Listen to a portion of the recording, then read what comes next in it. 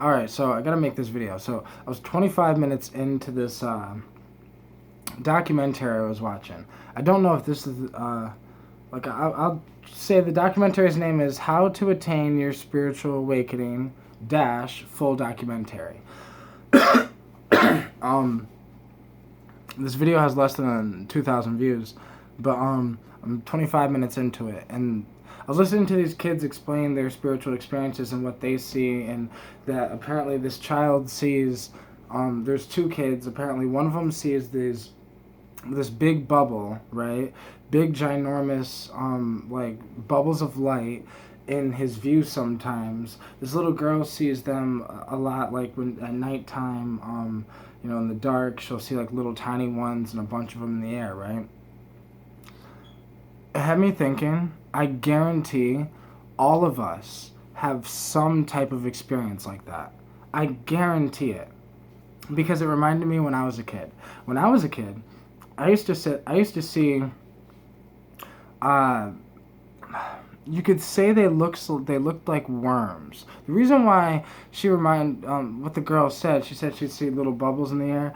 I would see it, I mean, they would be little, like this little, but a bunch of them. They'd be red ones and blue ones and rainbow ones, but usually they would have 3 or 4 tiny little bubbles that created this worm thing that looked like just little tiny bubbles made of light, but yet shaped like a worm, moved like a worm. And I remember I'd see them at nighttime when my mom would say it's bedtime, so I'd go to lay down. I wasn't really tired though, so I'd just sit there and stare at the black wall. But it wasn't pitch black, so like it was dark, but you could still see the wall, but you know what I mean? And I remember I would try to catch these little things. I would try to catch these little things of light, and I would, like, at the wall, and I would just try to catch these little things of light. And that's something that I feel like I experienced that when I was younger. I experienced that before I knew anything, before I knew about spirituality.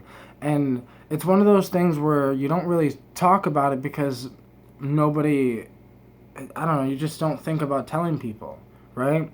You either think everyone already knows this shit, or you either think that people are going to think I'm fucking crazy. Now, as a kid, for me, I just figured everyone knew this. I didn't think people were going to think I was crazy. I just thought people knew this. Now, when I started getting older, I started realizing people would probably think I was crazy. And as I started getting older, it started to not happen. And as it started to fade away, I remember over time, eventually these things, like, in the beginning, they were so bright, so vivid, the colors were so, like, bright. But then, over time, it's like the light began to dim away, and these things were barely seeable. And now it's like, I haven't seen them since, but I remember them so vividly. The only thing I've seen similar, honestly, is, sometimes when I'm coming down from a psychedelic experience, there's no longer, like, the walls are not breathing anymore, no more trails, but yet, if I look at a white wall, it looks like a colorful TV fuzz. And sometimes this colorful TV fuzz reminds me of those little tiny, like, light things I used to see as a kid, but it's still not the same, though. But it just, watching this documentary just made me realize, these kids are seeing little bubbles, okay?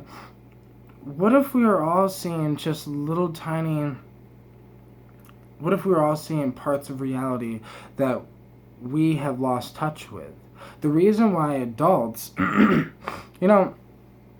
lot of mystical experiences happen to children. If you talk to children, a lot of mystical experiences happen to children. But, like, some children, will meditate and see that they see colors, even if it wasn't mentioned anything at all about seeing anything. Some people, you can close your eyes right now and push on your eyes a little bit, and you will see colors of some sort. Now, people say that there's a scientific explanation for that one, but what I'm saying is we have the ability to see things that aren't usually in our point of view.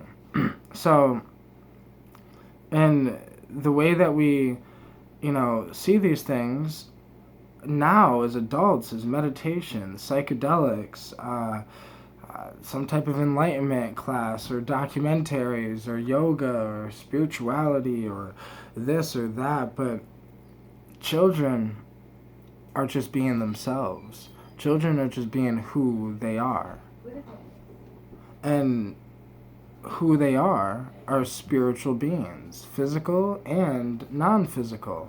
They, I don't know, most children most likely, like as a kid, I remember seeing auras. As a kid, I don't see auras now, but I remember as a kid I used to see kind of like almost like a heat wave waving off people, but kind of light. I don't know, it's hard to explain. I didn't really pay attention to it though, right? There's just so many things that probably happened to us as children that we didn't really pay attention to, so therefore we forgot about it.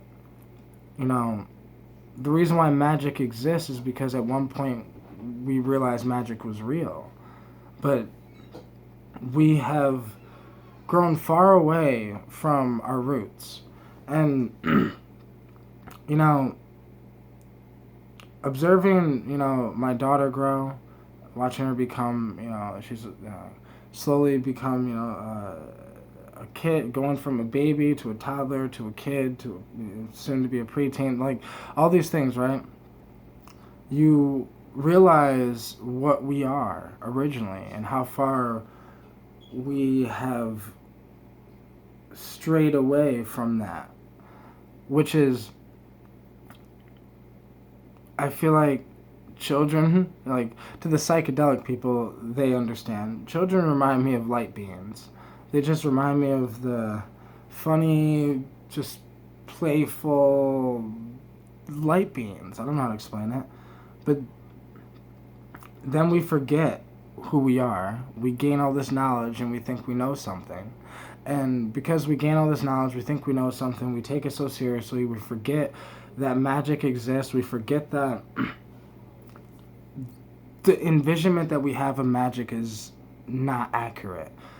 Magic actually is just life. The existence of life is magical. The fact that you can think is magical. The fact that all science's explanation says is that right now my brain is firing electricity from one point to another, to neuron, and different molecules are fluctuating body hormones and all this just so I can think and get these words out of my mouth. But we're just electrical signals. If we were just electrical signals, get us some electrical signals. Let's get an artificial, a computer, for example. We have electrical signals firing through the computer, but the computer's not conscious. We are, though. We're conscious.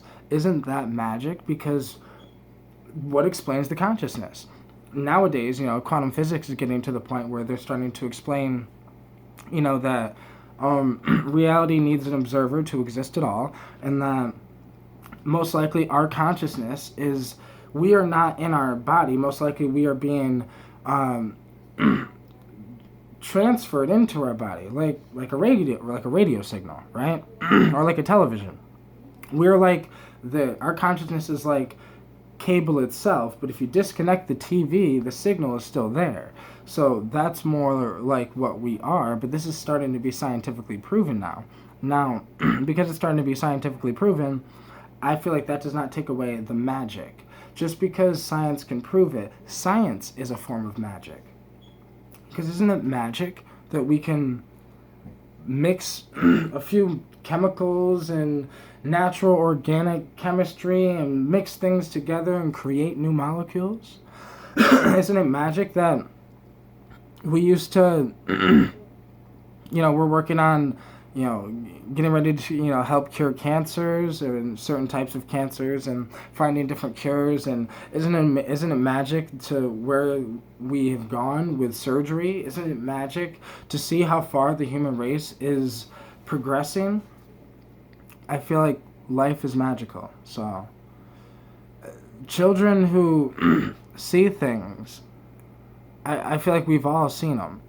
We've all seen things. Some people just forgot. Some children spoke about it, some children did not. And the children that spoke about it did not forget. And that's just what happens. Because we live in a world where people judge us as crazy. So we can't say we've seen visuals or we see things, because then they'll judge us as schizophrenic. Then they label us as a title instead of understanding that consciousness is more complex than your little tiny titles.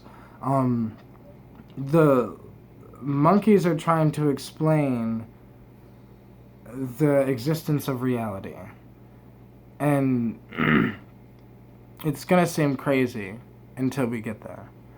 So just be open-minded with, don't limit children's mind states. I feel like that's the issue we have with our reality, and the reason why adults forget, is we limit our children's beliefs. Say that's not possible. That's not real. Magic's not real. This.